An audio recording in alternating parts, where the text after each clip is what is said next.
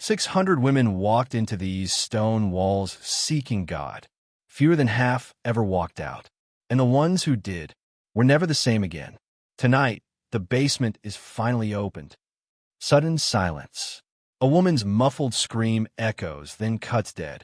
The year is 1798. The place is still called the District of Maine, raw, unforgiving, a land that kills the careless and forgets the dead. Snow comes early and stays late. Wolves follow anything that bleeds.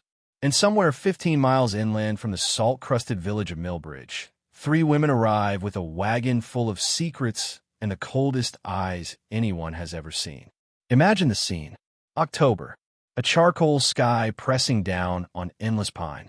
The dirt track is nothing more than 2 ruts carved by Passamaquoddy hunters a century before white boots ever touched it. The wagon creaks to a halt in Millbridge's only square. 3 figures climb down, cloaked in black wool that drinks the weak light. First, Mother Superior Agatha Ashford, 43 years old, but time has sharpened rather than softened her. Silver threads run through hair the color of a winter moon. Her cheekbones could cut glass. When she speaks, the refined vowels of Oxford and Canterbury roll out like velvet over steel. People will later say her gaze felt like being weighed on Judgment Day. Every sin cataloged before you even open your mouth. Behind her, Sister Prudence Ashford, 30, tall as a man, skin so pale the blue veins show through like rivers on a map. Hands that never tremble. Hands that will, within 5 years, have opened more human skulls than most London surgeons see in a lifetime. She says almost nothing. When she does, the faint burr of the Scottish Highlands carries something older than Scotland, something that makes dogs bare their teeth and children hide behind their mother's skirts. And finally, the youngest, novice Temperance Ashford, 22. Beauty so perfect it feels like a warning. Hair black as a raven's wing in flight. Eyes the color of deep water just before it swallows you. She smiles like an angel who has already read the book of Revelation and liked what she saw. They tell the townspeople a careful story. Anglican nuns fleeing persecution under the new Catholic-friendly laws back home. Letters of introduction signed by bishops, sealed in crimson wax. Perfect forgeries, inked on vellum stolen from a dead priest in Whitechapel. They have gold, real gold, Spanish doubloons that clink too heavily in Puritan palms. With that gold, they buy 200 acres of the darkest forest anyone is willing to sell. Land the Penobscot once called the place where the trees themselves are mourning. And then they begin to build. Not a convent. Not really. What rises from the clearing between 1798 and the spring of 1799 is a fortress dressed in religious clothing. Gray granite dragged by oxen from the sea cliffs. Walls 4 feet thick. Windows set so high and narrow that only ravens can look in.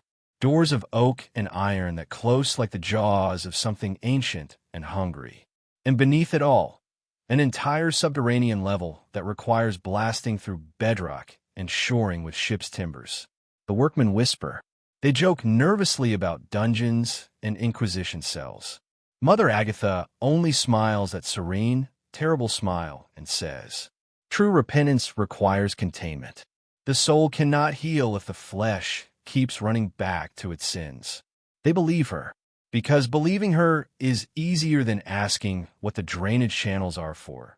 Channels wide enough and sloped just so that gallons of liquid will run silently into the earth without ever touching the chapel floor above. They believe her because the gold keeps flowing. Because Dr. Samuel Hartwell, the only physician within 100 miles, visits the half-finished building and comes away dazed with admiration. Hartwell is 54, progressive, starving for knowledge, and drowning in laudanum debts. He has read the new European theories about the brain being the seat of madness, of female hysteria being a disease of the uterus that migrates upward if left untreated. He has heard whispers of something called ovariotomy and trepanning for moral insanity. The Ashfords speak his language, only better. They quote Gall and Spurzheim before those men have even published. They sketch cranial maps on parchment while sipping tea.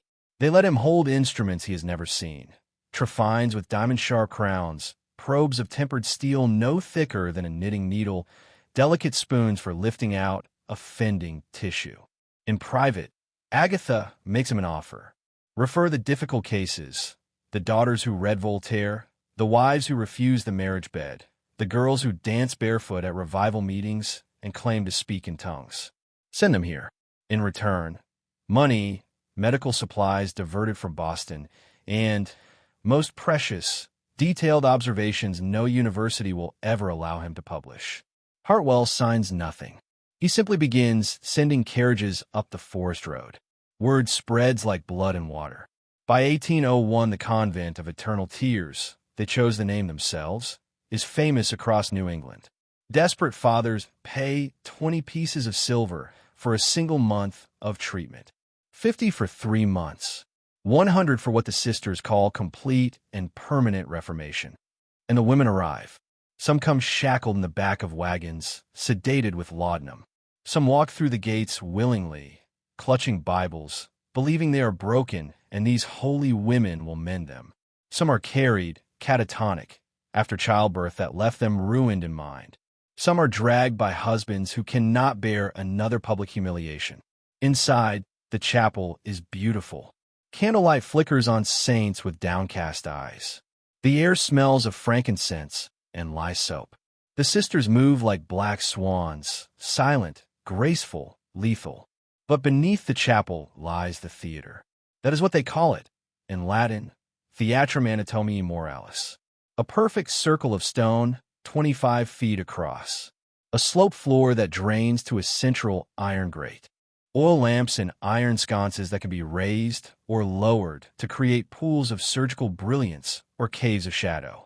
A heavy oak table, stained almost black, fitted with leather straps and a hinged headrest of cold iron.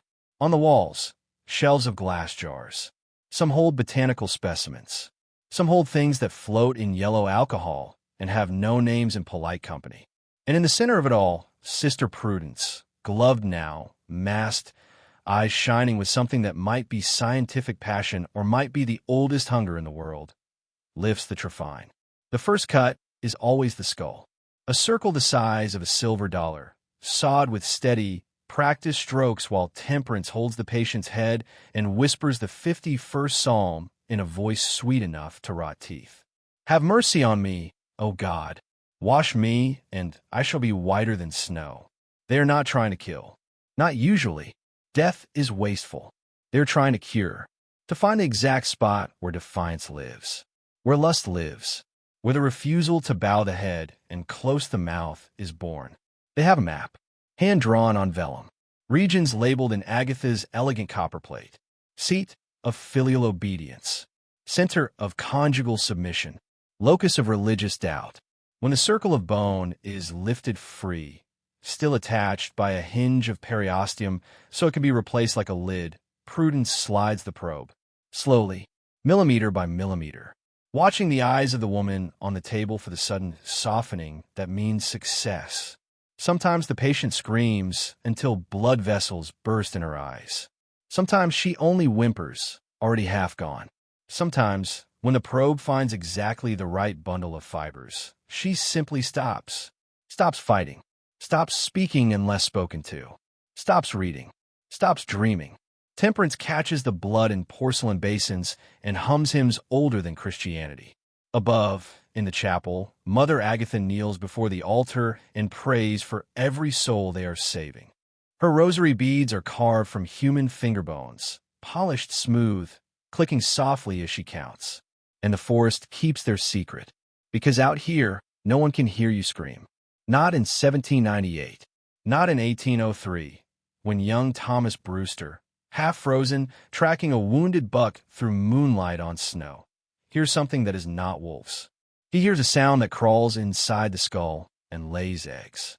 A woman, screaming like every circle of hell has opened at once. Then silence, so complete it rings like a bell. He creeps closer, heart hammering against his ribs, breath fogging in the lantern glow that leaks from a slit of a basement window. And he sees Sister Prudence, sleeves rolled high, arms red to the elbow. Sees the shaved scalp, the black ink grid. sees the circle of bone lifted like the lid of a music box, sees the gleam of brain, pink-gray, helpless, trembling, sees the probe descend, sees Mother Agatha writing in a leather-bound book with a pen that leaves red-brown marks, sees Temperance's beautiful, terrible face lit from below as she passes another instrument and smiles like a bride. The scream rises again, raw, animal beyond language, then collapses into a wet gurgle. Thomas runs. He runs until his lungs bleed, until the trees themselves seem to reach for him with fingers of ice.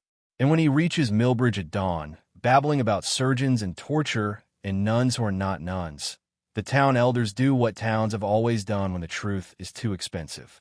They choose silence, because some of the most respected families in 3 counties currently have daughters inside those walls. Because Dr. Hartwell's signature is on too many commitment papers. Because the gold still flows. Because hell, it turns out, is very good for business. But silence has a weight, and Stone remembers. 600 women will enter the Convent of Eternal Tears before it is over. Fewer than 250 will leave on their own feet. Many of those who do will spend the rest of their lives staring at walls, smiling at nothing, speaking only when spoken to. And somewhere, beneath layers of pine needles and centuries of snow, the theater still waits. The jars still stand in perfect rows. The table still bears the ghosts of straps. And if you walk those woods on certain nights when the wind dies and the stars burn cold, you can still hear it. Not screaming anymore. Something quieter. A woman softly humming a hymn, while something that was once a woman rocks back and forth in the dark, and waits for the probe to find the last piece of who she used to be. Deacon Morrison left the Convent of Eternal Tears that afternoon with a cup of perfectly brewed Darjeeling cooling in his stomach and a lie cooling in his soul. Mother Agatha had been flawless. Hands folded like porcelain, eyes the color of winter steel, soft with compassion. Voice like communion wine, rich, ancient, impossible to doubt. Night cries, she had repeated, tilting her head with gentle concern. Oh, Deacon, those are the sounds of demons losing their grip. Some women arrive here with hell itself knotted inside their wombs. When the Lord tears it loose, the darkness screams on its way out. She spoke of pride that had to be burned away, of lust that had to be starved in darkness, of memories that were chains forged by Satan himself. And when he asked, politely, trembling, to see the lower levels, she lowered her lashes in modest refusal. A man's gaze has no place where a woman's soul lies naked before God. He left believing he had been the unreasonable one. But belief is a fragile thing when the wind carries the smell of blood through pine needles. Within a week, the screaming stopped. Not because the work stopped, because the sisters perfected silence. They began dosing the women with syrup of poppies thick enough to drown the loudest voice, but not thick enough to spare them the feeling of the blade. They stuffed linen rags between teeth. They learned that a leather strap pulled tight across the throat turns a scream into a wet, useless gurgle. And the forest swallowed the rest. The women kept coming. Mary Prescott arrived in April of 1807 kicking and cursing so fiercely that 2 hired men had to carry her through the gates. 19 years old, red hair that burned like autumn fire, a tongue sharp enough to draw blood. She had told the minister's son exactly where he could put his marriage proposal, and then told the entire congregation what she thought of their God while she was at it. 6 months later, she came home. She walked down the wagon ramp on her own 2 feet, hands folded, eyes lowered. Her mother wept with joy. 2 weeks later, the weeping had changed its flavor. Mary no longer laughed. She no longer spoke unless spoken to. When her little brother brought her the wooden doll she had carved for him years ago, she stared at it the way a blind woman stares at the sun, recognizing nothing. Her mother found the scars one Sunday while combing her hair for church. For perfect circles, pale and puckered, hidden beneath the new, obedient part in Mary's hair. Like someone had pressed the mouth of a bottle against her skull and twisted. Does it hurt, darling? Mary blinked slowly. Hurt is a sin that has been removed, Mama. Hannah Morse arrived, cradling the ghost of a baby no one else could see. Her son had died of the flux at 3 months old. She had tried to follow him into the grave with laudanum and river water. They brought her to the convent, wrapped in a quilt soaked with her own tears. 94 days later, she stepped out into sunlight, smiling the smile of a girl who has never lost anything. Her husband, relieved, grateful, held out the tiny pair of knitted booties they had buried with the child. Hannah turned them over in her hands like strange artifacts from a forgotten civilization. "Whose are these?" she asked brightly. Elizabeth Thornton was delivered in chains. Literally. Her merchant husband had paid extra for the blacksmith to forge iron cuffs because she had tried to cut his throat with a fish knife after finding him with the housemaid. For months later, she returned to Portland on the arm of that same husband, radiant in dove-gray silk, telling every society matron what a perfect Christian gentleman he was and how foolish her nerves had made her. She developed migraines so violent she would claw at her own scalp until it bled. Sometimes, in her sleep, she would sit bolt upright and scream a single word none of them recognized. Mercy. Mercy was not a word the sisters believed in. Down in the theater, the work became art. Sister Prudence no longer trembled with excitement. She moved like a priestess at an altar older than Christ. The trephine had been replaced with a slender crowned saw of her own design, turned by a clockwork mechanism, so the pressure never varied. The bone disc lifted away with a soft pop, like the cork from a bottle of the finest Madeira. Then the probe. They had a dozen now, some straight, some curved like question marks, some tipped with silver wire that carried a mild galvanic current from a Leyden jar, enough to make the brain dance when touched. They spoke to the women while they worked. "Tell me your baby's name." Temperance would whisper, lips brushing the patient's ear while Prudence slid the probe deeper. The woman would try. Sometimes she would sob it out. Sometimes the name simply vanished mid-syllable, sucked into the wound like smoke up a chimney. When the right spot was found, when the eyes went soft and the mouth went slack, Mother Agatha would lean close and ask the question that mattered most. "Do you still want to leave your husband?" The answer, when it came, was always the same. "No, Mother. I was wicked. I am grateful for correction." Then the bone disc was replaced, the scalp sewn with silk thread fine enough to vanish beneath hair. A linen cap for 2 weeks. Laudanum and prayer until the swelling went down. And another soul filed, folded, and fitted back into society like a perfect porcelain doll. They began to keep the pieces they removed. Not all of them, only the interesting ones. Tiny gray curls no larger than a fingernail, floating in jars of distilled spirits, each labeled in Agatha's copperplate. Center of matrimonial defiance, Thornton, 1811. Locus of maternal grief, H. Morse, 1809. Seat of blasphemous intellect, M. Prescott, 1807. The jars multiplied along the stone shelves like preserves in a murderous pantry. Upstairs, Temperance's new wing, the ward of Reconstruction, opened in 1812. No windows. Walls lined with horsehair mattresses so that even thrashing could not produce sound. A single chair bolted to the floor. A single crucifix carved from black bog oak, Christ's face worn smooth by 1,000 desperate kisses. Here the final polishing was done. Sleep deprivation measured in hours. Food given only when commandments were repeated perfectly. Ice baths for pride. Hot irons held close, but never quite touching, for fear. And always, always the voice of Temperance, sweet and relentless. "You are being made new. The old woman is dead. Do not mourn her."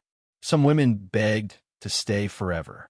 The ones who had been broken most thoroughly often wept when their families came to collect them, clinging to the sisters' skirts like children afraid of the dark. Those ones were allowed to take vows. They shaved their heads themselves and put on the black habit. They became the silent, smiling acolytes who greeted new arrivals at the gate, proof that transformation was real, permanent, divine.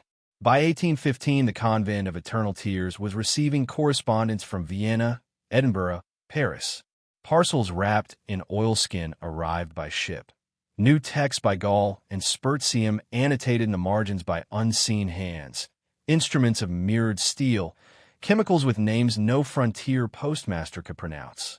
Mother Agatha traveled to Boston 4 times a year now, always returning with sealed crates marked religious books, handled with prayer. Dr. Hartwell's decline was visible to anyone who cared to look. His hands shook so badly he could no longer sign his name without blotting the page. He drank rye whiskey for breakfast and ether for dinner. In the margins of his journal, pages later hidden inside a hollowed Bible, he wrote in a spidery scrawl, "I have seen the future of medicine, and it is beautiful and it is damned. They can make a scold into a saint with 3 inches of steel. They can erase the memory of rape, of murder, of the child you strangled in its cradle. They can make you grateful for the erasure. God, keep me from the day I believe this is mercy." He died in 1819, found face down in a snowbank with a bottle in one hand and a trephine in the other. The coroner called it misadventure. The sisters sent a wreath of white roses and a note expressing their profound sorrow at the loss of a great pioneer. The women kept coming. From Charleston plantations where daughters had learned to read. From Philadelphia salons where wives had discovered Thomas Paine. From New York boarding houses where Irish girls had refused to kneel to anyone but their own fierce God. They came because their fathers were ashamed, because their husbands were embarrassed, because their brothers wanted the inheritance faster. They came, and the stone gates closed behind them with the soft finality of a coffin lid. And beneath the chapel, in the circle of perfect light, Prudence lifted the crown, saw once more. The jars waited, the table waited, the forest waited, and somewhere in the dark, a woman who had once had a name rocked gently back and forth, humming a hymn with no words, smiling at nothing. Because every time she tried to remember who she had been, there was only the smooth, shining place where that person used to live. And the sisters had taken the piece away in a jar. By the winter of 1818, the forest itself seemed to hold its breath around the convent. No birds nested within a mile of the stone walls. Wolves would not cross the clearing. Even the Penobscot hunters, who had walked those trails since the glaciers left, now made wide circles and would not speak the sisters' names without spitting first. Inside, the work had become something close to worship. Sister Prudence no longer hurried. She moved through the theater the way a bishop moves through incense, slow, reverent, certain of salvation. The crown sauce sang its soft mechanical hymn. The probes, now plated with gold so they would not corrode in living tissue, slid home like needles into wedding silk. They had learned to keep the women awake. Not cruelly awake, just awake enough. A measured dose of laudanum and belladonna to paralyze the body while the mind floated, helpless, watching its own dismantling. Enough opium to dull the edges, enough nightshade to make the eyes huge and black and unable to look away. They called it lucid surrender, and they were selling it by the personality. A Philadelphia banker wrote asking for his daughter's unfortunate romantic tendencies removed. She had fallen in love with an actor. $300, and 6 months later, the girl returned able to quote scripture, but unable to remember the smell of grease paint or the taste of a lover's mouth. A Charleston rice planter wanted his wife's sharp tongue filed down to domestic pleasantness. $500. She came home humming hymns and calling him my lord with perfect sincerity. A New York bishop, ashamed of his sister's pamphlets on women's suffrage, paid $1,000 for complete and permanent erasure of political curiosity. She returned convinced that the ballot box was the devil's own toy. The sisters kept a leather-bound ledger titled, Commissions of the Flesh, Prices Current. It read like a menu written by Lucifer's own sommelier. And still the jars multiplied, rows upon rows of them now, glowing softly in the lamplight like unholy preserves. Some held curls of brain no larger than a communion wafer. Some held entire lobes, pink-gray, veined, floating like jellyfish in yellow alcohol. Each labeled in Mother Agatha's perfect hand. Portion responsible for the sin of Eve. Removed March 12, 1817. Seat of unwomanly ambition. Excised September 4th, 1818. Center of maternal love. Excessive. Cauterized February 29th, 1816. They had begun shipping pieces overseas, carefully packed in sawdust and ice, sealed with wax and prayers. Vienna paid in gold. Edinburgh paid in silence. Paris sent perfume and absinthe and letters that began Cher's colleagues and ended with bank drafts. They were gods in black habits, and the world was learning to kneel. Then came Sarah Wittmann. Sarah arrived on the last day of February 1819, dragged out of a closed carriage with her wrists bound in silk so the bruises wouldn't show in church. 24 years old, hair the color of good brandy held to candlelight, eyes that had red lock and Wollstonecraft, and every medical journal her father left lying around his Boston study. Her crime, a baby born without a wedding ring and a refusal to name the father. Her sentence, the Convent of Eternal Tears, until she forgot both child and pride. They underestimated her the way wolves underestimate fire. From the first hour she knew. She saw the scars under the linen caps. She heard the way the other women spoke, like children reciting lessons they no longer understood. She smelled the metallic sweetness that never quite left the air, no matter how much lye they used. And Sarah Wittmann had read about the brain. She knew what a trephined scar looked like. She knew what happened when you cut the fibers between the front of the skull and everything that made a woman dangerous. So she played the game. She lowered her eyes. She said, "Yes, sister," in the soft, broken voice they loved. She let them measure her head with brass calipers while she memorized every hallway, every lock, every squeak in the floorboards. And at night, when they thought she was praying, she wrote, with a splinter dipped in berry juice and lampblack. On scraps of paper torn from the margins of the Bible they gave her. Tiny, perfect letters hidden in the hem of her shift, in the binding of her corset, in the sole of her shoe. Observations, names, dates, sketches of instruments she had glimpsed through half-open doors. She wrote until her fingers bled. March came in like a judgment. A nor'easter roared down from Labrador, dumping 3 feet of wet snow and then 3 days of warm rain that turned the world to soup. The river behind the convent rose and rose until the basement windows wept brown water. The sisters panicked. Patients were moved upstairs. Jars were carried in trembling arms. Locked doors stood open for the first time in 20 years. Sarah moved like smoke. Down staircases slick with floodwater. Past the theater, now half submerged, the great oak table floating like a raft, jars bobbing gently around it like obscene lilies. She filled her pockets. A surgical log wrapped in oilskin. 3 letters sealed with the crest of the University of Vienna. 1 jar, small enough to hide against her ribs, containing a slice of brain labeled. Portion excised from patient number 417. Elimination of maternal attachment successful. She took a scalpel too, just in case. Then she ran. April 2nd, 1819. Moonless. The forest a black ocean of dripping pine. Behind her, dogs and men and the sisters themselves, skirts hiked, faces stripped of every pretense of holiness, crashing through the brush like hunters after a fox that carries plague in its mouth. Sarah ran until her lungs filled with blood, until her bare feet left red prints on the snow crust, until the baby she had been forced to leave behind seemed to run beside her, small hand in hers, whispering, "Hurry, hurry, Mama." They almost had her on the second night. Lanterns weaving between the trees. Temperance's voice, sweet, terrible, calling her name like a lullaby. "Sarah, darling, come home. The table is ready. We've found the perfect place to cut away the part that still believes you have the right to choose." She hid inside a hollow beech, curled around the jar and the papers, biting her own arm to keep from screaming. On the 3rd morning, Joshua Meadows found her. Joshua was 30, half Abnaki on his mother's side, and owed favors to no one. He took one look at the wild-eyed woman with blood frozen in her hair and papers clutched to her breast like a second heart, and believed. He gave her his coat, his moccasins, the last of his jerky. He put her on a sled and took her to Millbridge faster than any preacher ever rode to a hanging. April 18th, 1819. Sheriff William Hawthorne's office smelled of wood smoke and wet wool. Sarah laid the evidence on his desk like a surgeon laying out instruments.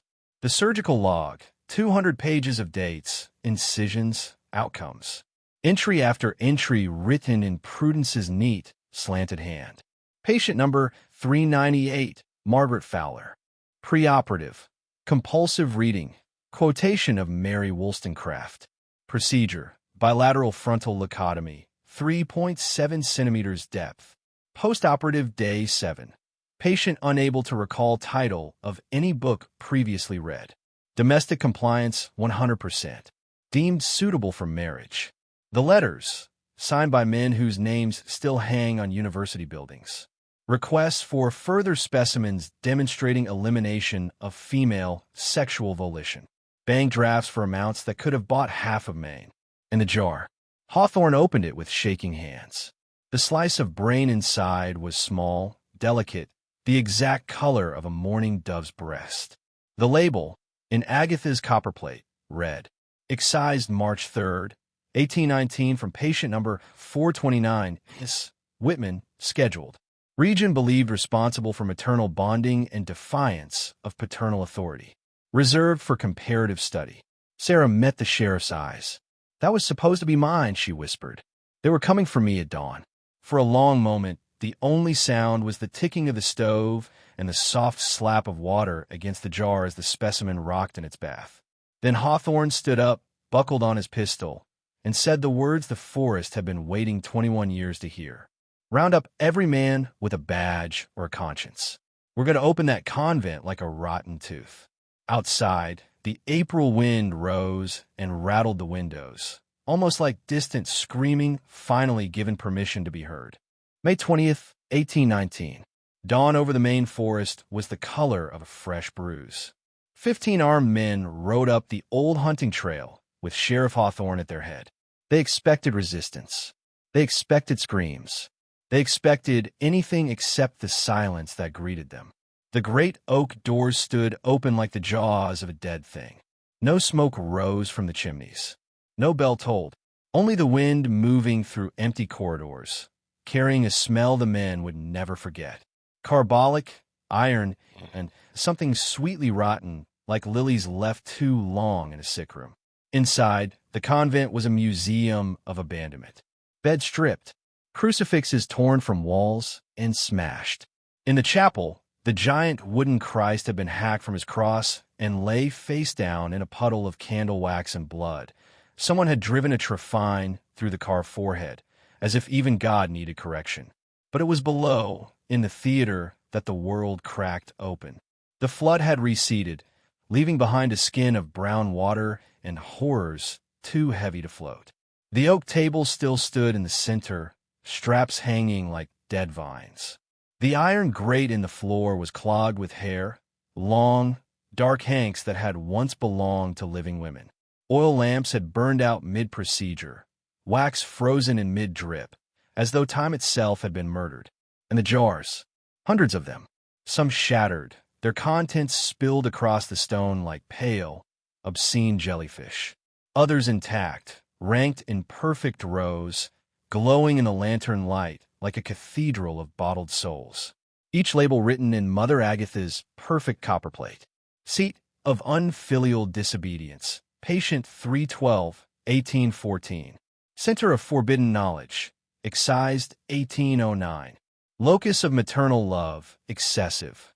Removed while patient recited Psalm 23, 1817. Behind a false wall. Kicked in by a deputy who vomited immediately afterward. 47 bodies floated in sunken vats of yellow alcohol. Women of every age from 17 to 60. Skulls open like broken eggs. Some still had their eyes, wide, filmed, staring at nothing. Tags wired to their big toes carried the same clinical handwriting. Expired during depth calibration. Valuable data obtained. Post-mortem dissection confirmed precise targeting of corpus callosum. Subject saying, "Nearer, my God, to thee," until final probe insertion. Noted for future sedation protocols. Sheriff Hawthorne, a man who had buried his own wife and 2 sons to the fever, dropped to his knees in that stinking darkness and wept like a child. They found the ledger. 612 names. Written in order of arrival. A column for treatment objective. A column for outcome. A final column titled disposition. Reformed and returned, 247. Permanent résident 52, location unknown. Expired 197. Harvested 16, the ones whose brains now floated in the unbroken jars. And at the bottom, in fresh ink, dated the night Sarah escaped. Patient 612 S. Wittmann. Objective: complete elimination of maternal attachment and moral autonomy. Scheduled April 5, 1819. Status: aborted. Subject fled with documentation. Initiati meditiva quisan protocolo. They never caught them. The sisters had vanished like smoke through a keyhole. Shipping manifests later showed 3 crates marked religious statuary loaded onto a brig bound for Halifax the same night Sarah reached Millbridge. Bank records, pried open with federal warrants, revealed transfers totaling more than $50,000 to accounts in Montreal, Veracruz, and Geneva. Enough money to buy new names, new countries, new operating tables. Dr. Hartwell lasted 3 days in the Millbridge jail. On the 3rd night, he fashioned a noose from his own bed sheets and hanged himself from the bars. His final confession, scrawled on the walls in his own blood before he stepped off the cot. Named them: Dr. Agatha Brennan, formerly of the University of Edinburgh. Expelled 1795 after 3 asylum patients died under her scalpel while she attempted to cure female hysteria by removing portions of the frontal lobe. Dr. Prudence Ashford, her sister. Dismissed from the same university for mapping brain function by driving ice picks into living skulls of sedated paupers. Dr. Temperance Ashford, the youngest. Never formally enrolled. Too young when the scandals broke, but already publishing anonymous papers on psychological reconstruction through combined surgical and behavioral intervention.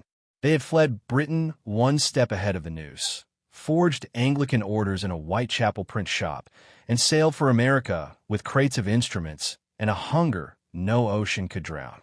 The manhunt lasted 6 months and crossed 2 continents. Pinkerton agents in 1847 tracked 3 elderly women running a sanatorium outside Buenos Aires where wealthy Creole daughters went in spirited and came out smiling at nothing.